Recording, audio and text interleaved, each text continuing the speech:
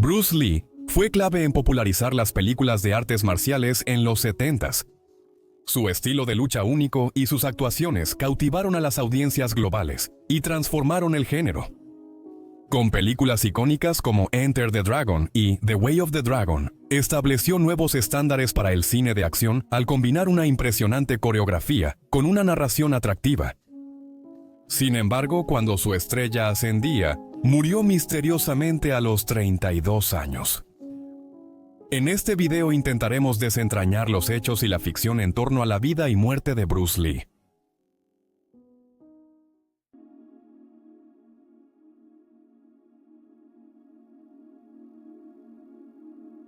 Bruce Lee nació como Lee Jong-fan el 27 de noviembre de 1940, en San Francisco durante la hora y el año del dragón. Su padre, Lee Hoi-chen, era un cantante de ópera de Hong Kong y en 1939 se mudó con la madre de Bruce, Grace Ho, y sus 3 hijos a los Estados Unidos. Bruce nació mientras su padre estaba de gira en San Francisco. Una enfermera en el hospital donde nació le dio el nombre de Bruce, aunque su familia no lo usó durante sus años preescolares. Bruce hizo su debut en pantalla con solo 3 meses de edad, sirviendo como doble para un bebé americano en la película de 1941 Golden Gate Girl. A inicios de los años 40, la familia Lee volvió a Hong Kong, en ese momento bajo ocupación japonesa. Desde una edad temprana, Bruce mostró un talento natural para la actuación y apareció en unas 20 películas como actor infantil desde 1946. También estudió danza y ganó una competencia de cha-cha en Hong Kong, siendo conocido también por su poesía. Como adolescente, Bruce enfrentó discriminación de los estudiantes británicos debido a su origen chino y finalmente se unió a una pandilla callejera. Sin embargo, en 1953, decidió canalizar sus pasiones en disciplina estudiando Kung Fu bajo el maestro Yip Man. A fines de la década, Bruce volvió a Estados Unidos para vivir con amigos cerca de Seattle, donde al principio trabajó como profesor de baile. Tras finalizar la secundaria en Edison, Washington, Bruce ingresó a estudiar filosofía en la Universidad de Washington. También enseñó el estilo de artes marciales Wing Chun, que aprendió en Hong Kong a otros alumnos. Para 1964, estaba casado y había abierto su propia escuela de artes marciales en Seattle. Bruce y su esposa, Linda, eventualmente se mudaron a California, donde abrió 2 escuelas adicionales en Oakland y Los Ángeles. Principalmente enseñaba un estilo que llamaba Jeet Kune Do, que significa el camino del puño interceptador.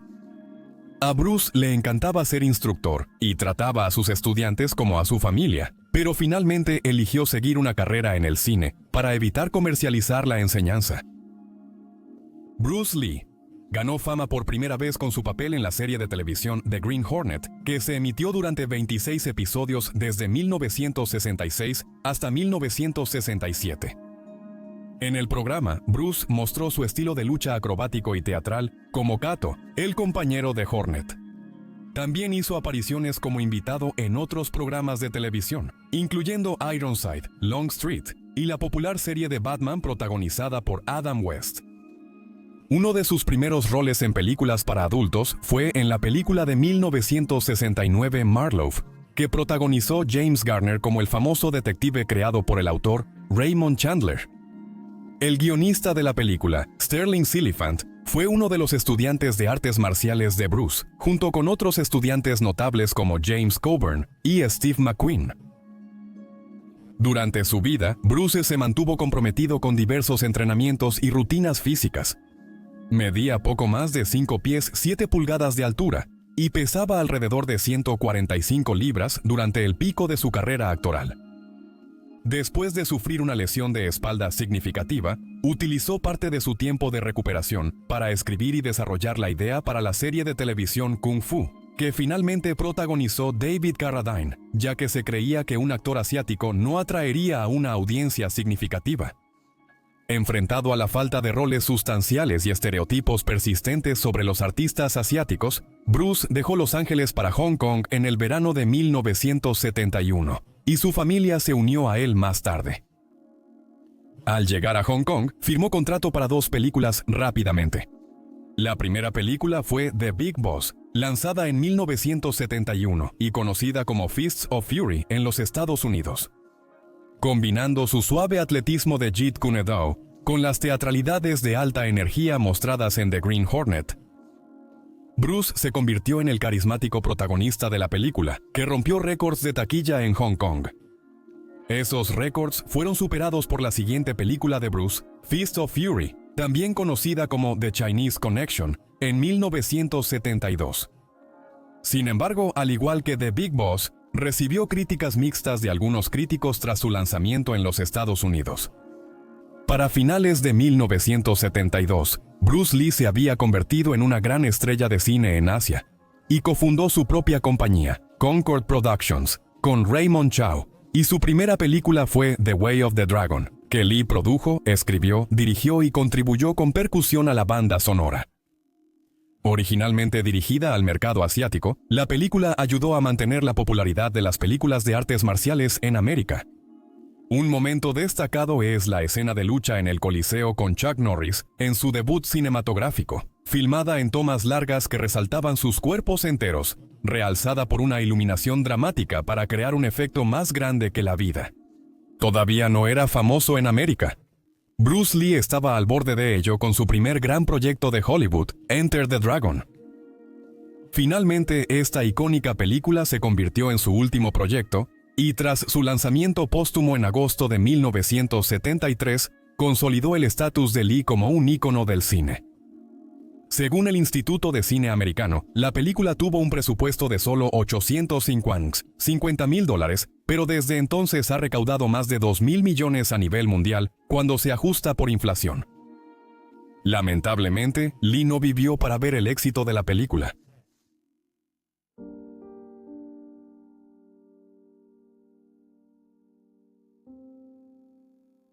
El 10 de mayo de 1973, durante una sesión de reemplazo de diálogo automatizado para Enter the Dragon, Lee se desplomó inesperadamente y fue llevado de urgencia a un hospital cercano. Reportó dolores de cabeza insoportables y sufrió múltiples convulsiones, lo que alarmó tanto a sus colegas como al personal médico.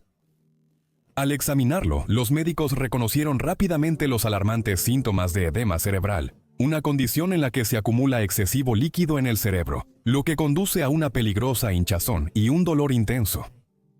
Iniciaron un tratamiento inmediato con manitol, un medicamento efectivo para reducir la hinchazón cerebral. Después de una breve hospitalización y un tratamiento efectivo, Lee expresó alivio, tranquilizando a sus amigos y familiares de que no llegaría a su fin a una edad tan temprana. Al ser dado de alta, Lee retomó su estricto régimen de fitness, que incluía extenso entrenamiento en artes marciales, pesas y ejercicios cardiovasculares. Se adhirió a una dieta cuidadosa de verduras frescas, arroz, pescado y leche, evitando productos horneados, harina refinada y la mayoría de los azúcares refinados. En las semanas previas a su muerte, parecía estar recuperándose bien y participaba en sus actividades normales. Aparte de quejarse de dolores de cabeza ocasionales, Bruce parecía estar bien y no dio ninguna indicación de que sus amigos y familiares deberían preocuparse por su salud.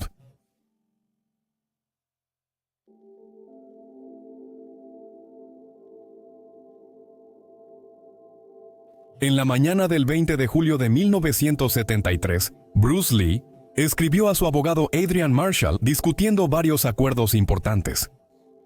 Estos incluían una oferta de varias películas de Warner Bros. Y una propuesta de Hanna-Barbera para una serie animada sobre su vida, así como ofertas para libros, ropa y patrocinios. Bruce prosperaba mientras expandía su imperio. Existe cierto debate sobre a dónde fue después de dejar su mansión en Kowloon Tong, en Hong Kong, pero sí se reunió con el productor Raymond Chow durante el día para discutir sus próximos proyectos. Bruce quería que George Lazenby, el actor australiano que interpretó a James Bond, apareciera en su último proyecto fílmico, Juego de la Muerte. Dado que gran parte del final de la película ya estaba filmado, buscaban formas de incorporar a Lazenby en la historia y planeaban reunirse con él para cenar más tarde ese día. Más tarde, Bruce visitó el apartamento de una amiga a quien algunos también se referían como su amante, la talentosa actriz taiwanesa Betty Ting Pei. Chow acompañó a Lee, pero luego se fue, dejándolo pasar el resto de la tarde con Betty. Cerca de las 7 de la tarde, cuando iban a cenar, Lee se quejó de un fuerte dolor de cabeza. En un intento por aliviar su incomodidad, Ting Pei le dio un Equagesic, un analgésico común de venta libre que contiene aspirina, y el tranquilizante Mepravamite. Después de tomar el medicamento, Lee decidió acostarse en la habitación. El tiempo pasó sin ninguna señal de él, y cuando Ting Pei fue a ver cómo estaba, lo encontró sin respuesta, pero en lugar de llamar a una ambulancia, se puso en contacto con Raymond Chow, quien regresó apresuradamente al apartamento e intentó desesperadamente revivir a Lee, pero no tuvo éxito. Al darse cuenta de la gravedad de la situación, llamaron al doctor Eugene Chu Po-hui, el médico personal de Betty, que trabaja en el Hospital Bautista. Betty instó al Dr. Chu a venir a su apartamento para ayudar a un amigo en necesidad sin revelar la identidad o condición del paciente. Cuando llegó el Dr. Chu, encontró a Bruce Lee acostado en la cama, inconsciente y sin respuesta. No había pulso detectable, no se escuchaba latido del corazón y no había signos de respiración o vida. A pesar de sus esfuerzos por reanimar a Bruce durante 10 minutos, no tuvo éxito. En este punto, el Dr. Chu debe haberse dado cuenta de que Bruce había muerto antes de su llegada. Raymond Chow solicitó que el cuerpo de Bruce Lee fuera llevado al Hospital Bautista, a solo medio kilómetro, para reducir el número de testigos. Sin embargo, el Dr. Chu optó por llamar a una ambulancia. La tripulación de la ambulancia no fue informada de que su paciente era Bruce Lee, y el Dr. Chu insistió en que el paciente fuera llevado al Hospital Reina Elizabeth, que estaba a 25 minutos de distancia. Es probable que esta decisión se tomara para evitar el escándalo de que Bruce fuera encontrado en el apartamento de Betty. Antes de que llegara la ambulancia, Raymond tomó el control de la situación. Instruyó a Betty a no hablar con la prensa, y luego llamó a la esposa de Bruce en casa, y le dijo que necesitaba ir al Hospital Queen Elizabeth de inmediato. Los paramédicos llegaron a la escena cerca de las 10:30 de la tarde, hallando a Bruce inconsciente en un colchón. El paramédico senior Pang Tak-sun no pudo detectar un pulso o respiración, por lo que comenzó la reanimación cardiopulmonar y administró oxígeno, pero no hubo cambio. Llevaron a Bruce a la ambulancia, acompañado por Raymond Chow y el Dr. Chu. Pang explicó su compromiso con el tratamiento, declarando: como proveedor de primeros auxilios, incluso si una persona parece muerta, tengo que tratarla como si todavía estuviera viva. Linda llegó al Hospital Queen Elizabeth 15 minutos antes que la ambulancia. Cuando preguntó por su esposo, el empleado respondió: no sabemos nada al respecto. Justo cuando casi llamaba a casa, vio a Bruce siendo llevado a la sala de emergencias. A pesar de los esfuerzos del médico, la máquina de electrocardiograma marcaba una línea plana. Bruce Lee fue declarado muerto al llegar, con solo 32 años de edad. Mientras Linda caminaba por el pasillo, el jefe del equipo médico le preguntó si quería una autopsia. Sí, quiero saber cómo murió, respondió ella.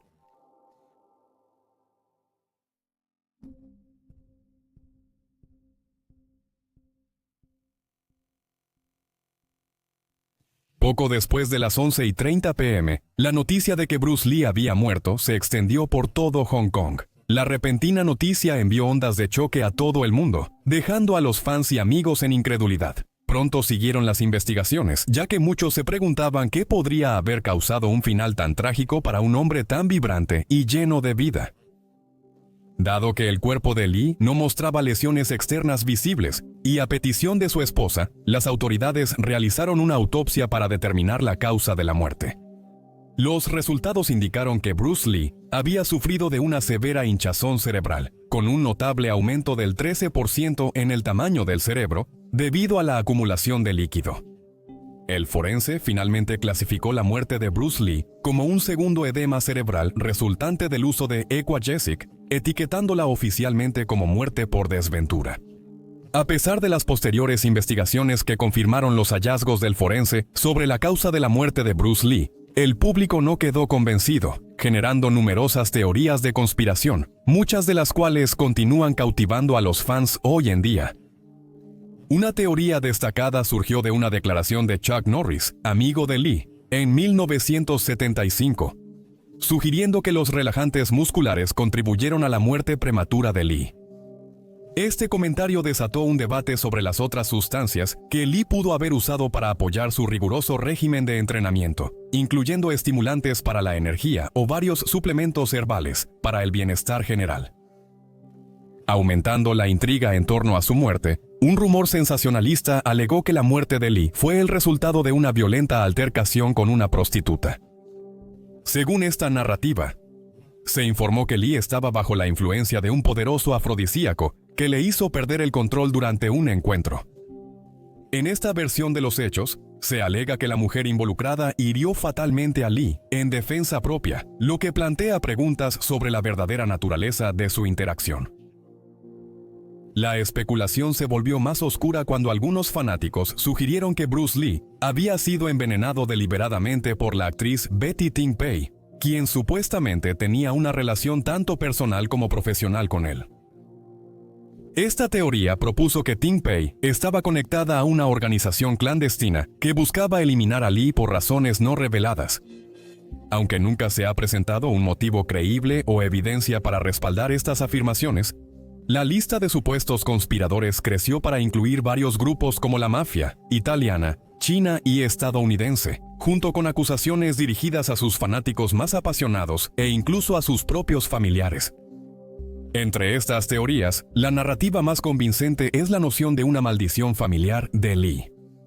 Esta idea ganó tracción 2 décadas después de la muerte de Bruce Lee, especialmente después del trágico fallecimiento de su único hijo, Brandon Lee, quien también estaba ascendiendo a la prominencia como actor y artista marcial. En marzo de 1993, Brandon Lee, con solo 28 años, estaba listo para protagonizar The Crow, una película que se convertiría en un hito póstumo en su carrera.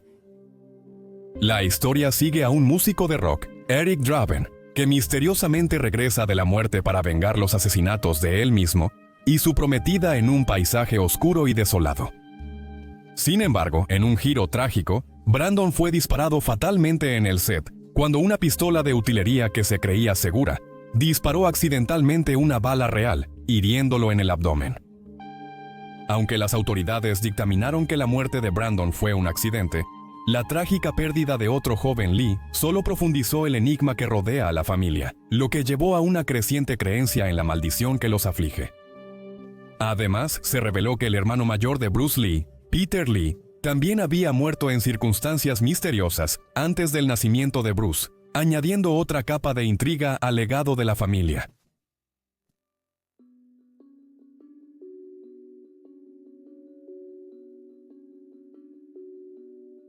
Se especula que cuando Raymond Chow intentó encubrir las circunstancias de la muerte de Lee, tan pronto como llegó al apartamento de Ting Pei, se dio cuenta de que Bruce estaba muerto. Chow vistió cuidadosamente el cuerpo abotonando su camisa, poniendo sus pantalones de estilo europeo y atando sus botas de plataforma de tacón alto. Inicialmente, Chow consideró mover el cuerpo de Bruce a su propia casa, que estaba a solo 5 minutos en coche. Supuestamente también contempló llevar el cuerpo al hospital él mismo. Después de todo, la muerte de una superestrella en la casa de su amante sería escandalosa. Finalmente, Chow decidió llamar a un médico, quien solicitó una ambulancia. Después de que se informó la muerte de Lee, Chow orquestó un encubrimiento para permitir que se informara que la muerte de Bruce ocurrió en otro lugar. Él y Linda declararon que Bruce colapsó en su jardín mientras estaba en casa con ella. La prensa de Hong Kong informó esta narrativa durante 3 días.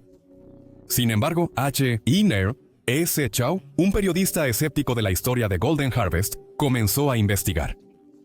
Descubrió registros de ambulancias que indicaban que Bruce había sido recogido del apartamento de Betty en lugar de su casa, revelando la verdad detrás del encubrimiento. Cuando se informó que la estrella de cine Bruce Lee había muerto en el apartamento de la actriz Ting Pei, los tabloides entraron en frenesí. Después de varios días de prensa negativa, Raymond, Linda y Betty crearon una nueva narrativa. Admitieron lo que no se podía negar y negaron lo que no se podía probar, manteniendo que Bruce había muerto en el hospital Queen Elizabeth para proteger su reputación. La versión revisada de Linda indicaba que habló por última vez con Bruce alrededor del mediodía del 20 de julio de 1973, antes de salir a almorzar, marcando la última conversación que ella tendría con él. Raymond declaró que llegó a la casa de Bruce a las 3 de la tarde. Juntos trabajaron en el guión de Juego de la Muerte hasta las 5 de la tarde antes de dirigirse al apartamento de Betty Tinkpey para discutir un papel principal en la película. Enfatizó que esta era estrictamente una reunión de negocios y que Betty y Bruce eran solo amigos. Luego confirmaron la cuenta de Betty dando a Bruce una de sus pastillas Equagesic, después de lo cual se acostó en su cama y se volvió irresponsivo. A pesar de la intensa especulación en torno a su muerte, esta versión de la muerte de Bruce Lee ha permanecido inalterada durante casi 50 años.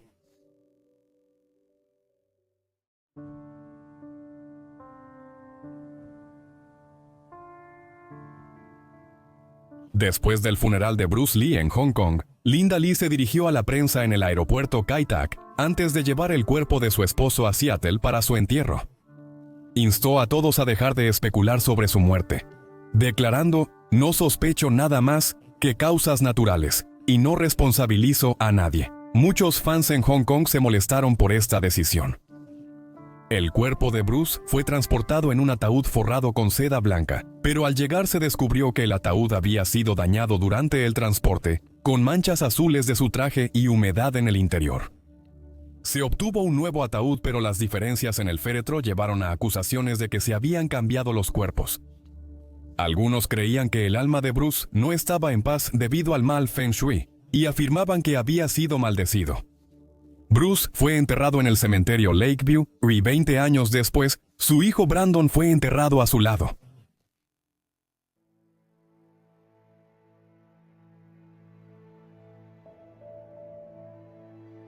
El estatus icónico de Bruce Lee y su muerte prematura desataron muchos rumores y teorías, incluyendo especulaciones de que fue asesinado. Donald Teer, un patólogo británico senior asignado a la autopsia de Lee, concluyó que Lee murió por muerte por desventura, específicamente edema cerebral debido a una reacción al medicamento Equagesic. La autopsia mostró que el cerebro de Lee había aumentado de 1.400 a 1.575 gramos, un aumento del 12.5%. Las especulaciones iniciales sugerían que el cannabis encontrado en el estómago de Lee también contribuyó a su muerte. Sin embargo, Thierry afirmó que sería irresponsable e irracional afirmar que el cannabis jugó un papel.